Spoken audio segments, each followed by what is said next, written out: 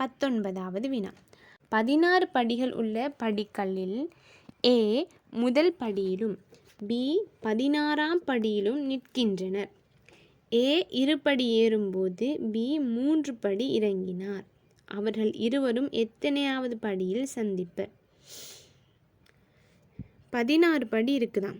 16 படியையும் வரைஞ்சு பார்த்தா நேரம் முடிஞ்சிடும். இப்போ இந்த வினாவை எப்படி இலகுவாக அணுகிறதுன்னு பார்ப்போம். இப்போ A வந்து 2 படி ஏறுனா B என்ன செய்வார்? 3 படி இறங்குவார். என்ன இப்போ விடையிலிருந்து இந்த வினாவுக்கு சரியான விடை எதுன்றதை பார்ப்போம். என்ன இப்போ A வந்து முதலாவது படியில் இருக்கிறார். B வந்து 16ஆவது படியில் இருக்கிறார். சரியா? இப்போ ஏக்கு 4ஆவது படிக்கு போகிறதுக்கான சாத்தியம் இருக்குதா? இப்போ A வந்து ஒரு தடவையில் 2 படி தான் ஏறுவார். அப்போ அவர் ஒருக்கா ஏறினார்ண்டா அவர் 3ஆவது படிக்கு போயிடுவார். இன்னொருக்கா ஏறினார்ண்டா அவர் 5ஆவது படிக்கு போயிடுவார். அப்போ இவர் எப்பயாவது 4ஆவது படிக்கு போவாரா? அப்போ அவர் 4ஆவது படிக்கு போகாட்டி எப்படி அவர் 4ஆவது படியில் பியை சந்திக்கலாம்? இப்போ சந்திக்க முடியாது. ஆகவே முதலாவது விடை தவறானது. இப்போ 2வது விடையை பார்ப்போம். B வந்து இந்த A வந்து 5ஆவது படிக்கு போகிறாருன்னு வைப்போம். A 5ஆவது படிக்கு போகிறாரா இருந்தால் இது 3ஆவது படி, இது 5ஆவது படி. அவர் எத்தனை தடவை ஏறி இருக்க வேண்டும்? அவர் 2 தடவை ஏறி இருக்க வேண்டும். அப்படி அவர் 2 தடவை ஏறி இருந்தால் B 2 தடவை இறங்கி இருப்பாரல்ல. B 2 தடவை இறங்கணுமா இருந்தால் அவர் 2 6 படிகள் இறங்கி இருக்க வேண்டும். அப்படி 6 படிகள் இறங்கினாரா இருந்தால்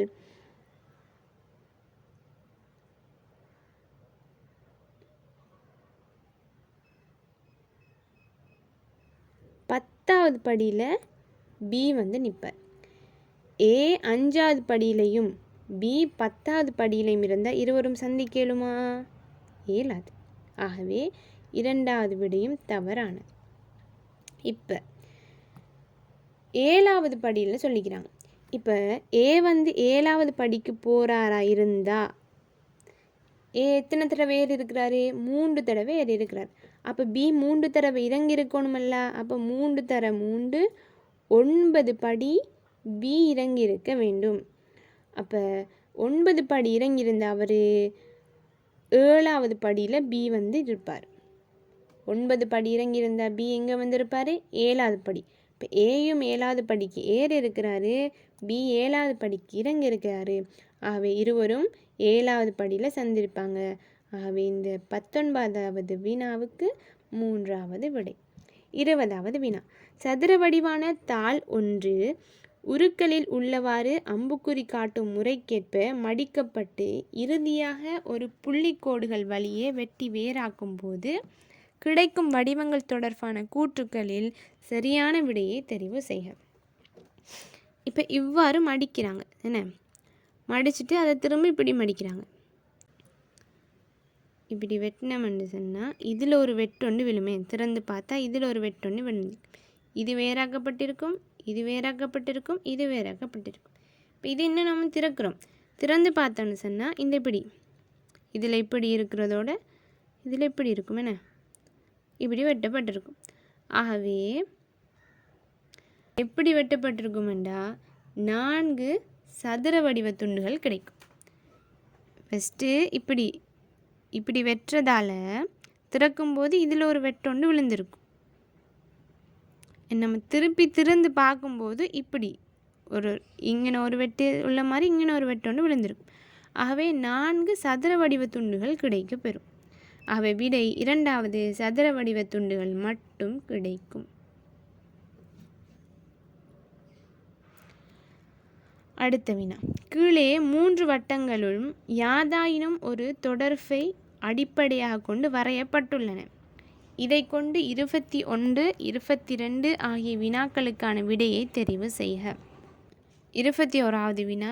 பூக்கள், வெள்ளை நிற பூக்கள், மல்லிகை ஆகியவற்றுக்கான தொடர்பை காட்டும் உரு. இப்போ பூக்கள், இந்த மல்லிகை என்பது அது ஒரு வெள்ளை நிற பூ. ஆகவே வெள்ளை நிற பூக்களுக்குள்ள மல்லிகை அடங்கும். இந்த மல்லிகை வந்து வெள்ளை நிற பூக்களுக்கு உள்ள அடங்கும். இந்த வெள்ளை நிற பூக்கள் பூக்களுக்குள்ள அடங்கும். ஆகவே இவ்வாறு அடங்கும். இந்த வினாவுக்கு விடை முதலாவது ஏ தான் வரும். பி ஏன் வராது? பி சொல்கிறாங்க, இப்போ பெரியது வந்து பூக்கள் எடுத்தால் வெள்ளை நிற பூக்கள் வேறையாகவும் மல்லிகை வேறையாகவும் இருக்கிறதா சொல்கிறாங்க. ஆனால் மல்லிகை வெள்ளை நிற பூ தானே, அது உள்ளுக்கு தானே அடங்கணும். ஆகவே பி வராது. சி பார்த்தீங்கன்னா பூக்கள் ஒரு விதமாகவும் உள்ளுக்க வெள்ளை நிற பூக்கள் எடுத்தால் அப்போ வெளியே மல்லிகை இருக்குது, மல்லிகை பூ தானே, அப்போ அது பூக்களுக்குள்ளே தானே அடங்கணும். அவை சியும் பிள்ளை. அடுத்து ஒரு பிக்கு பொருத்தமான சொற்கள் கொண்ட வரிசையை தெரிவு செய். இப்போ பிக்கு பொருத்தமானது எதுன்னு கேட்குறாங்க. பி என்ன சொல்கிறாங்க, பொதுவாக ஒன்று சொல்லி போட்டு அதில் 2 அந்த பொதுவுக்கான 2 தந்திருக்காங்க. ஆனால் 2ம் வேறு வேறு, உள்ளுக்குள்ளது ஒன்றுக்குள்ளே அடங்காத மாதிரி இருக்கணும். பார்ப்போம். முதலாவது தாவரங்கள்னு சொல்கிறாங்க. சரி, தாவரங்கள் பெரிய இது எடுத்துப்போமே. இப்போ அதில் தாவரங்களில் வந்து மரங்கள்னு ஒன்று சொல்கிறாங்க. அந்த மரங்களுக்குள்ளே வேம்புன்னு சொல்கிறாங்க. இப்போ ஒவ்வொன்றும் ஒன்றுக்குள்ளே அடங்கக்கூடியதாக வரும் என்ன. ஆகவே இந்த முதலாவது வராது. 2வது சொல்கிறாங்க பறவைகள். இப்போ பெரியதை பறவைகள்னு எடுப்போமே, எடுத்தால் உள்ளுக்கு கிளி. சரி, அடுத்தது நாய். நாய் வந்து பறவையா? இல்லை. அப்போ இந்த பறவைன்ற வட்டத்துக்கு வெளியால் வரணும், அது சீக்குரியதாக இருக்கணும். ஆகவே 2வதும் தவறானது. 3வது பிராணிகள்னு சொன்னாங்க. சரி, பிராணிகளை பெரிய வட்டமாக எடுப்போம். பிராணிகளுக்குள்ள ஊர்வனை வரும், அப்போ அது ஒரு வட்டம். பசுவும் பிராணி தான், ஆனால் பசு ஊர்வனைக்குள்ளே வராது தானே. ஆகவே பி 3வதுக்கு பி சரியானது. 21வது வினாவுக்கு முதலாவது விடை, 22வது வினாவுக்கு 3வது விடை.